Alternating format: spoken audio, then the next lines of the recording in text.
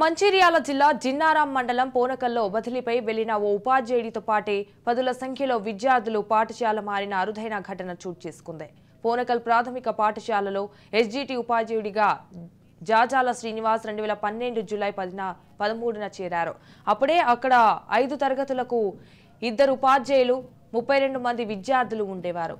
ఆయన పిల్లలతో ఆప్యాయంగా మాట్లాడుతూ ఆటపాటలతో పాఠాలు బోధించడం, ప్రతి ఒక్కరిపై ప్రత్యేక శ్రద్ధ చూపించడంతో విద్యార్థుల సంఖ్య క్రమంగా 250కి చేరింది.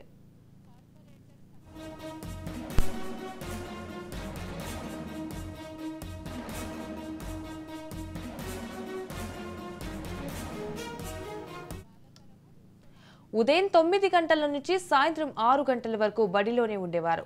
గురువుతో ఉన్న బంధంతో పాటు ప్రేమానురాగాలు ఆ విద్యార్థులు మరవలేకపోయారు.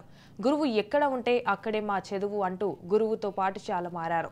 ఈ సందర్భంగా ఉపాధ్యాయుడు శ్రీనివాస్ తన బాధ్యతలను నెరవేర్చానని, ఇక మీదట కూడా తన విధులను కొనసాగిస్తున్నానన్నారు.